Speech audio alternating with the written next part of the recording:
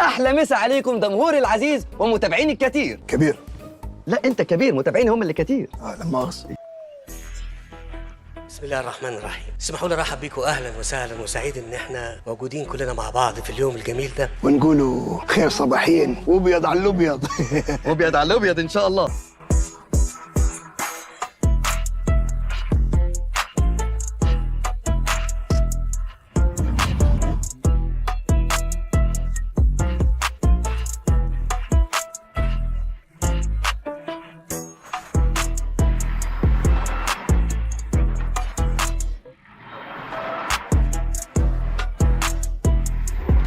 ده ما حدش طايقه في البيت كله. الطفايه دي مش طايقاها. نبدا بالتعليم ولا الصحه؟ هل العشوائيات ولا الاعلام؟ هل الجهاز الاداري ولا الوعي الغايب؟ هل الفهم الخاطئ؟ يعني احنا عاملين مؤتمر اقتصادي عشان نسمع اعضاء الحكومه؟ مع اعضاء الحكومه سمعناهم 8 سنين، احنا جايين نسمع خبراء يقولوا لنا. طب ايه الحكايه بقى؟ انا تحضرني كلمتين عايز اقولهم لجمهوري، واني خابر زين ان اغلب جمهوري هيهاجمني عليهم. طب خلاص ما تقولهمش. لا هقولهم. انا بكلم المصريين البساط، الناس البساط بتوعنا يعني، مش الناس الغنيه. هي الكتله الغالبه في مصر هي الكتله الغنيه؟ لا. ما دام انت عارف انت بتعايرهم. فاهم قصدي؟ الكتله الغالبه في مصر مش الكتله الغنيه، وده امر ما اتغيرش من سنين طويله. طب معاكم فلوس؟ المصريين معاهم فلوس كتير، سواء كانوا مستثمرين او حتى مواطنين عاديين. اللي بيجيب 2 ثلاجه و2 غساله و2 بوتاجاز و2 تلفزيون و100 بطانيه و50 مش عارف عبايه لا، في فلوس. كفايه كفايه. الناس ما كانتش مستحمله وما زالت انها تقدم تضحيات في ضوء حاله الفقر والعوز اللي عايشه فيه بقى سنين. لما هاجي عايز اخرجكم من العوز تعملوا هاشتاج ارحل يا سيسي. اذا لما التحرك بتاعنا كدوله في مجابهه حاله العوز والفقر اللي موجوده كان لازم ما تبقاش حلول، يعني حلول اخلق. والله العظيم 3 انا مستعد اكل ربع اكلي بس هي تعيش. انا اسف بقول التعبير ده، اولد عشان ما يصحش اقول اخلق، اولد قدره من المتاح. تخيل حضرتك ان انا دبرت في خلال شهر ولا حاجه 1000 عربيه، ال1000 عربيه دول تروح سوق العبور مثلا، خضروات وكلام من هذا القبيل. الدنيا انا بتكلم في 1000 عربيه. ثانيه واحده يا كبير. مشيها. حاضر نمشيها كلنا. انا قلت حاله العوز والفقر، وكنت دايما بطرح الطرح ده. بقول دوله زي مصر فيها 100 مليون، تفتكروا حجم المال اللي المفروض انه ينفق عليها كام؟ دكتور مصطفى بيقول 21000 فصل، 60000 فصل، مش 21000. احنا بنعمل 21 لان احنا ما عندناش نقدر نعمل اكتر من 21. انا بكلمكم بمنتهى الصراحه. طب ما احنا عارفين تقيله عليك الشيله ما تشيلش. وزير الصحه موجود، حجم الاسره اللي موجود في مصر يساوي 50% من المطلوب، مش كده ولا ايه؟ كم؟ 50% من المطلوب. حد يقول لي طب ما الدكاتره بتسيبكم وتمشوا، صحيح؟ مش كده يا خالد؟ ايوه يا فندم. اتكلم. يعني لسه قد المستشفيات اللي موجوده ديت قدهم؟ ايوه. طب ما عملتش ليه؟ ما اقدرش.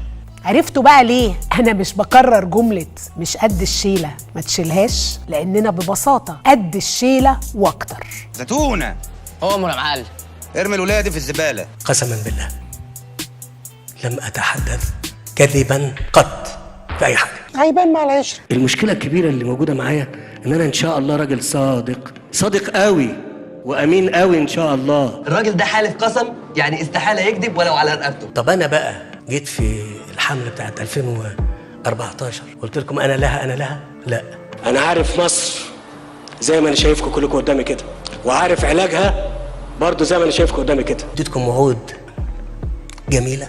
لا. الاول اغني الناس. فامتى المواطن ممكن يشعر ببعض التحسن في حياته؟ 2 سنتين. طبعا ده معدل سريع. ان شاء الله. ده تافه. هو موسوليني كان تافه، ما تقولش كده قدامه. فلسفه الحكم، فلسفه المسؤوليه. وهديكم مثال، هفكركم ان في 2015 احنا شلنا دعم جزئي كده، فاكرين؟ هنا تادي دور المضانيق. في كلام عن رفع الدعم. رفع الدعم يرفعوا الدعم. رفع الدعم، الغاء الدعم نهائيا. الناس الغلابه قوي هيبقى في دعم ليهم ولا الدعم هيرفع تماما؟ الغاء الدعم تماما. حذف الكثيرين من البطاقات التموينيه والاتجاه لالغاء دعم السلع التموينيه. مفيش دعم يا قمر، خلاص الليله خلصت. الناس كلها ساعتها قال لك ايه؟ هو الرئيس السيسي بيغامر بشعبيته. بيغامر ايه؟ بشعبيته، مش كده؟ احنا عاملين حسابنا، معانا متناقي هنا ومتناقي هنا. ربنا هو الذي جاء عبد الفتاح السيسي لكي يتخذ قرارات الانتصار الاقتصادي. اللي هي رفع الدعم، لان مش هتتعود الفرصه تاني، وقد لا يتواجد مسؤول اخر في المكان ده بعد كده يقدر يبقى عنده هذا الحجم من الارصده. مطاوي وسنج وسكاكين وبنادق وبوازيك وسلاح ومسلحش، واللي يتكلم على المحكمه على طول. انا كان تقديري في الوقت ده ان الرصيد اللي موجود ده اللي ممكن الناس تقبل منه. معلش يا فندم، هو ده كلام فارغ برضه، لان يعني انا شفت حد قبل كده اتضرب في خناقه وفرح. مسار الاصلاح الاقتصادي في 2016 وانا قلت قبل كده، بس انا هتوسع شويه فيه، ان احنا نطلق عمليه الاصلاح الاقتصادي وتعويم تغيير سعر الصرف. منك ليه علمت الجنيه؟ الله يخرب بيتك. اللي عاوم الجنيه الله يخرب بيته. ليه بس كده؟ هقول لك ليه. كل اللي كانوا قاعدين قالوا ايه؟ كله لا، من غير ما نقول يعني. هقول لك ليه؟ انا ما اعرفش هو مين، خلاص بغض النظر مين. ما اعرفش هو. جبار قلت لهم يا جماعه هو العمليه مش عافيه، مش لا عليه اعتراض على اللي انا بقوله يقول لي لا والله صحيح، لا مش بالعافيه يا جماعه، والله ما بالعافيه، لا بالعافيه، ده بالعافيه. وعاوز تعرف معنى الحريه؟ ده انت راجل. فيا ترى واحنا في 2011 و2013 واحنا بنتحرك التحرك ده كنا مستعدين، ولا احنا عملنا كده وننزل احنا اطلع انت بقى خلص؟ ده حتى طالبه معاك شقلبه تشقلب على مين بقى؟ تيجي العاطف ورا الورشه شعاطف. بتحبوا مصر صحيح؟ اسمعوا كلامي انا بس بس صح، ايوه بس. اطلع ايه؟ خلص ايه؟ نخلص مع بعض. انا بتكلم جد والله. منك انا عارف انك مفلس وحالتك نيله عادي. طب تتكسف مني يا حنفي عليك، ده انا اخوك يا جدع. نعم. من امتى؟ وانا عقيد في الجيش. لا عقيد في الجيش كنت راصد ما نحن فيه. لا اسمع، لو سمحت انت وانا في الاعدادي دخلت الثانويه الجويه عشان بلادي وانا في اعدادي. برافو عليك. النهارده هو اعلى سعر للدولار من اول ما ابتدينا السوق السوداء في تاريخ مصر. احنا بنقول لك امر زفت واقع. انت عارف اللي بينهار قدامك ده مين؟ اللي بينهار قدامك ده مستقبلي، اكل عيش انا ومراتي وعيالي. هل ممكن اكلم حضراتكم عن 23 20 ولا 21 ولا 22؟ هو سعر الدولار هينزل ولا هيطلع؟ طيب المصايب في الاقتصاد جبر. انت هتعمل ايه؟ طبعا عارف انت هتعمل ايه. احنا يوم 22 انا قلت لك يا جماعه يا ابني وطي صوتك، احنا في عزبه خطر. عشان خاطرك انت لوجه الله ودي الدولارات البنك. تاني معلش تاني طلب تاني، طلباتك كترت. ولسه بقول لك عشان خاطرك انت لوجه الله ودي الدولارات البنك. انا لا قلت سوف ينهار الدولار، ما قلتش. طب اهدى بقى، اهدى ها، عشان بعد الكلكعه بتيجي الشخلعه. بعد الكلكعه بتيجي ايه؟ الشخلعه يا اخويا. مرشح لانخفاض متهيألي ممكن من 10 إلى 15% لحدود ال 22-23 جنيه للدولار. التوقعات في حدود 21 إلى 23 جنيه للدولار. لا 20 ولا ايه؟ ولا 21 ولا 22؟ عجبتك؟ دي حلوه جدا. انت عندك الدولار دلوقتي بيطلع 8 صاغ، 9 صاغ، 10 صاغ، 15 قرش كده، هيفضل يعمل كده. ايه هذه فترة صعبة بالنسبة لمصر، ولا تماثل إلى حد كبير 2016. لا انا هقول على الهوا وتعرفوا الحكايه ايه عشان تصبروا وتتحملوا. سبحانه، دي بدايه النهايه يا كابتن. من الاثار الجانبيه للحكايه ديت انه الناس ما بتقدرش تحصل على الفلوس، ما بيقدروش يقترضوا لانه الاقتراض بقى غالي. عشان العالم ما يفضحوناش ويقولوا ان احنا اتاثرنا. احنا عارفين عندنا خسائر رهيبه جدا، عندنا مش عارف ايه والاقتصاد قد ايه عارفين. انت شايف ان ده عادي وشايف ان انا ما بفهمش حاجه. انا بكلمكم على معلومه حقيقيه. انا كنت بقترض علشان اعمل السلعه للزبون ده ب 2-3%، دلوقتي انا بقترض ب 4-5%. طيب الفرق ده مين هيدفعه؟ الزبون، كله على الزبون. هو ده الزبون؟ مش ده الله يحرقك. الله يخرب بيكم، هتودونا في داهيه. قوم يلا هد الدوله بقى. قوم ايه يا فندم؟ لا. بالبلدي بقى اقول لك بقى اللي ما فهمش الحته اللي فاتت دي، والله غالي عليا مش هشتري. هيجي اليوم السنه الجايه وعلى فكره ليه ما تضربنا بالنار وخلاص. بالمناسبه هل انا في البدايه خالص لما جيت اتكلمت معاكم قلت لكم اوهام؟ فامتى المواطن ممكن يشعر ببعض التحسن في حياته سنتين. سنتين طبعا ده معدل سريع. ان شاء الله. السؤال حضرتك وعدتنا ان الظروف الاقتصاديه والمعيشيه هتتحسن واننا هنديك فرصه سنتين وبعدين الامور هتتحسن واحنا ما شفناش اي تحسن، يعني احنا بنطرح. خلاص يا سلطان انا عرفت اللي حصل. في ايه؟ في محشي. ما تحترم نفسك يا وما تهزرش الهزار السافل ده. على فكره في محشي. انت تاخد علينا هنا. السنه الجايه في العالم كروس ذا بورد كده من الشرق للغرب بتاع هيبقى في ركود ده بيحصل، يعني تعريفه العلمي ايه؟ انه بيحصل تراجع في الناتج القومي المحلي. اللهم صل على النبي. بس ثواني يا عم علاء عشان انا مش مترجم اللي انت بتقوله ده خالص. بيحصل ايه بقى لما مش هشتري؟ الراجل اللي عنده السلعه ديت هيلاقيها ما بتتباعش، فلما بتتباعش هيعمل ايه؟ ولا ايه؟ يا ده انا ما عرفتش اخد كلامك جد، يا لازم تفصلني في الاخر، امشي معاك واسلم نفسي وانت هتكسر يمين. هيروح يرجع المصنع عشان يقلل التكاليف بتاعته.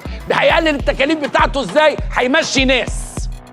شايفين الدايره عامله ايه؟ انا ماليش دعوه، مش انا اللي حكمت، انا بغسل ايدي اهو. مسكتني من ايدي اللي بتوجعني. شغل جوه ده شبح. طب حد يقول لي الله، طب يبقى احنا بقى لما احنا غلطنا ان احنا قلنا على الناس اللي كانت موجوده، مش كده؟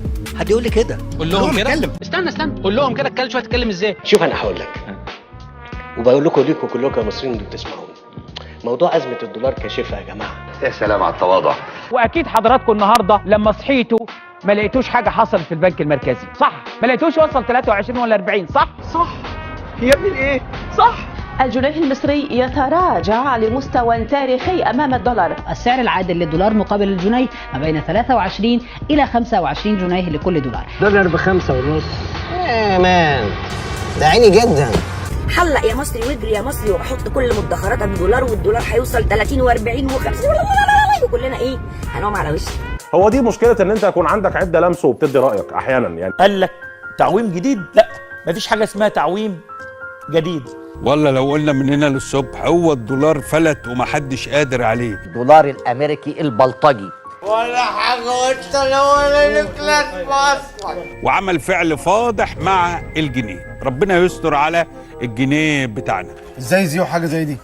ولسه بقول لك عشان خاطرك انت لوجه الله ودي الدولارات البنك. لو مسكتك هنيئا لك. طبعا برضو في ناس وهي بتسمعني دلوقتي يقول لك هو احنا معانا، لا وكلنا ايه؟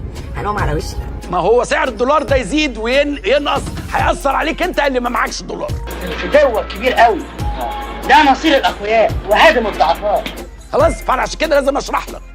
من تمسك به نجا وحلق في السماء العاليه، ومن تخلى عنه ضاع وراح في 60,000 داهيه. تحرير سعر الصرف يعني أن هذا المبنى البنك المركزي لا يتدخل في عملية العرض والطلب ويتركها للسوق. نكبس عليهم بقى ونعمل فندم والنبي. اصبر يا زفت، خليهم يسخنوا على بعض شويه، خلينا نتفرج. مالك بالبنك بقى؟ البنك بقى خلاص وحضرتك قلت خلاص حضرتك حليت الموضوع خلاص. تعجبني يا زيرو، حلتها انت كده، انت تقعد ساكت لغايه اخر القعده. كل اللي كانوا قاعدين قالوا ايه؟ كله لا. كل الناس قالوا للرئيس بلاش، اوعى يا ريس تعمل كده، والرئيس خد القرار الصعب اللي حذر منه انه ياخده، وقال والله احنا اخدناه. لا هو كده اوريدي كلنا اخدناه يا جماعه. اكيد اخدناه طبعا. دولار مش موجود خلاص، مفيش كلام من ده. انت بتطلب مني ان انا اقول لك على الامل ده، انت شايف الامل. انا بديك الدولار ده هديه. شايفه؟ بص على ظهره كده. معاك كام واحد من ده؟ ده بس اعملوا حجاب عصريه. طب ما تيجي نخلي العمله الرسميه ال10 جنيه. حلو ده. حلو ده، انا موافق. عشان نفهم يا عرب، ده الهرم، بكرر تاني، ده الهرم وده العمود البابلي، ده الحلم اليهودي او الحلم الصهيوني. ده يعني صح. احنا هنبقى اصحاب على فكره. انا مش عايز خوته، ده مهم ان احنا المفروض كل الشعوب العربيه تاخد بالها من ده. محدش واخد باله من الكلام ده. ما ترسلوش يا مصطفى، هو بقى حلو خلاص. 60-70% من اكلها بتجيبه من بره، فلما بتجيبه من بره هجيبه بالدولار، فلو الدولار بقى غالي وكلنا ايه؟ هنقوم على وشنا. هيبقى طبعا الاسعار السلع الاساسيه في مصر هتبقى غاليه والناس مش هتستحمل. يعني احنا نبدا بال10 جنيه بال10 جنيه والغلابه دول اللي يموتوا من الجوع. طب ما احنا هنعمل احنا عايزين ننقذ الجنيه. اقول لك على حاجه، هات تراب وتفني يلا، حط صباره كده وخلصت. انا حضرت الدولار ده 3 دولار بجنيه، انا حضرت 3 دولار بجنيه سني كده. بسم الله ما شاء الله يعني كبر وبلغ. وحضرت الدولار في الثمانينات ب 120 قرش و130 قرش و140 قرش. خلاص بقى صوته خشن علينا وبدا يشوف نفسه في البيت ويكسر فازاته والحاجات من دي. انت شايف ان ده عادي وشايف ان انا ما بفهمش حاجه. يعني ايه الغلط ده؟ يعني ده انت بجح قوي. انتوا خربتوا البلد وضيعتوها اكتر ما كانت ضايعه بافكاركم السوداء ومؤامراتكم. فانا من وجهه نظري انا اشتروا بكل مدخراتكم دولار يا جماعه، وهنتقابل انا وانتوا قريب ونشوف كسبتوا ولا خسرتوا، وخلينا نقعد نتفرج وانتوا لابسين اسود ضربوا كمان.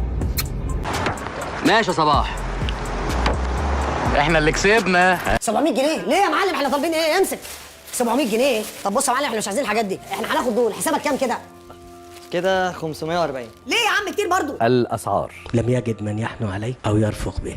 لم تجدوا من يحنو عليكم. نشتري باسعار مرتفعه. الارتفاع الجنوني اللي حصل في اسعار كتير من السلع في السوق المحلي. انا جاي احني عليكم. انا بتكلم على سلع اساسيه استراتيجيه. جاي اعطف عليكم. موجه تضخميه اولى. وريك ايه يا عم انت خلاص. ثم لا تنتظروا الا ارتفاع رهيب. ثم موجه تضخميه ثانيه. انا جاي اغني الناس. فالاسعار زادت. التضخم. بعض الناس بيتكلموا يقول لك الاعلام بيتكلم بيقول التجار هم السبب، ما بيقدروش يتكلموا على الحكومه على الاطلاق. الدنيا بقت وبيقولوا انه الاعلام بيتكلم بيقول المواطن ما تاكلش كتير. الدنيا بقت صعبه قوي. بقول لهؤلاء يلا يا ياسر سمع عمو. الحاجه اللي تغلى ما تشتروهاش. استغني. الاستغناء. قاطعوا الغلاء. الترشيد.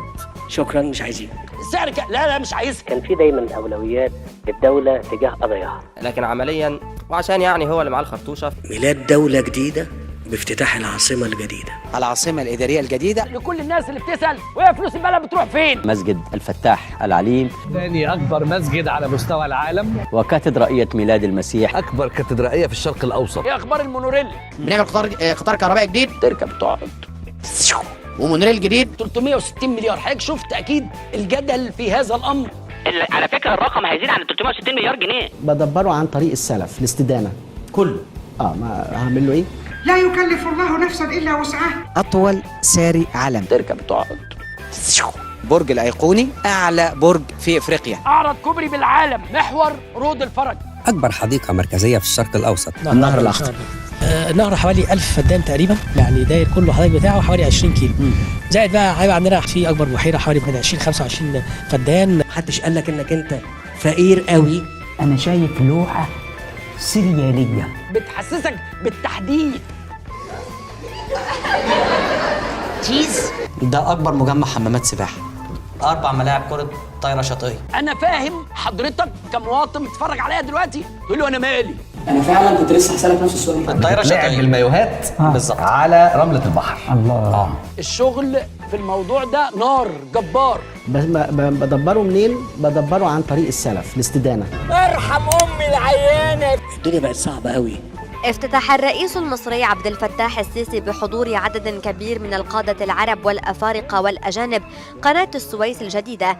عايز اكل لحمه، انا راجل مرتبي كام في معاشي كام في الشهر. فرشوا قماش احمر شكل السجاد، فخفخه زياده ما كانش صح. عايز اكل لحمه، انا هضطر كده ان انا اصطاد الكلاب اللي في الشارع هاكل. يجيبوا سجاجيد 8 مليون ولا 1.5 مليون عشان يفرش ال 3000 متر ده سجاجيد حمراء. اتكلم عن الناس عن التقشف وارتفاع اسعار المياه والكهرباء، ولازم تعرفوا الواقع اللي احنا فيه، ما حدش يحط البتاع البلدي الاحمر ده. المشاريع اللي بيتم افتتاحها ارجو ان احنا ما نقولش سجاده حمراء يعني ولا حاجه. هذا رئيس الجمهوريه.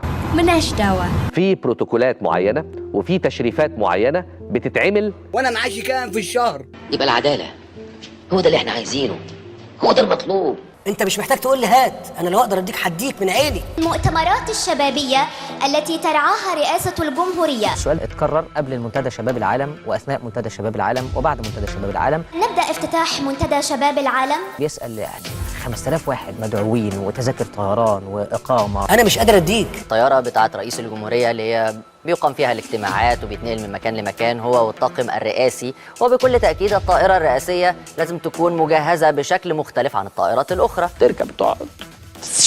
اتفاقا تشتري بموجبه مصر 30 طائرة جديدة من طراز رافال. بكام؟ صباح الخير من هنا من فرنسا حاملة الطائرات المصرية. بكام؟ يتفضل السيد الرئيس عبد الفتاح السيسي رئيس جمهورية مصر العربية لافتتاح منتدى شباب العالم في دورته الثانية 2018. وأكل وشرب التكاليف دي كلها، والبلد ازاي تتحمل تكاليف زي دي؟ لا يمكن حد بطاقة تموين تاني لحد بيتجوز يعني. غسيل يا برحان. كان في اجتماع مهم جدا حضره السيد الرئيس عبد الفتاح السيسي ودعا اليه كبار رجال الدوله وكانه اجتماع حرب امن قومي. كان فيه رئيس الوزراء، كان فيه محافظ البنك المركزي، وزير التموين، وزير الدفاع والانتاج الحربي، وزير الداخليه، رئيس المخابرات العامه. كلها رتب، فضل لهم جوز عساكر واعلان الحرب. في الأجهزة يعني بقى لهم 10 أيام يبصوا في إيدي يقولوا لا. دول كانوا مجتمعين بيتكلموا على إيه؟ قصور رئاسية. أمال إيه؟ لا يا ريت حد يقول لكم إن إحنا فقراء قوي. أنا عامل قصور رئاسية وهعمل. جبت فلوس الفيلا منين يا؟ عن طريق السلف، الاستدانة. يا ابني اتهد بقى، اتهد بقى. تجدد مصر الدعوة للعام الثالث على التوالي من خلال منتدى شباب العالم 2019. كفاية هو مال سايب. هو الخزنة ما فيهاش أصلا. يا لهوي يا خرابي. يعني ما عندناش الفلوس في الخزانة العامة للدولة اللي تخرج بهذا الكم عشان يتعمل منتدى بهذا الحجم، مش موجود. هشيل بطاقة التموين 3 سنين وأعمل لكم كده. كتير ده كده تبذير. يعني كان في دايما أولويات للدولة تجاه قضاياها، والإعلام والثقافة والفنون لها أولوية متقدمة. أنا داعم لك في عمل على مستوى الدولة. دول ناس موضوع تاني، الدولة تتعامل معاهم تعامل تاني، ليهم قسم الطبطبة. إنما إحنا ولا كلب. ويستمر سيادته في تقديم دعمه برعايته النسخة الرابعة من منتدى شباب العالم هذا العام. طب أمال مين اللي صرف على المنتدى؟ لا لا لا. هستلف تاني. تاني؟ الجديد ايه؟ ما هعمل له ايه؟ مفيش فايدة. مفيش فايدة. نتقدم إلى شعب مصر وفخامة السيد الرئيس عبد الفتاح السيسي بخالص التهنئة القلبية. امال بتعمل ايه هنا؟ بتعمل ايه هنا؟ بتشمس. يقول لك الحق فلوس الشعب وقناة السويس والكلام الصغير اللي بيتقال. لا يا جماعة لا. مساء الخير يا ريس، ربنا يديك الصحة والعافية وطولة العمر، ويدينا احنا على قد نيتنا الوسخة والغل اللي جوانا. 5 بالحب. أولويات للدولة تجاه قضاياها.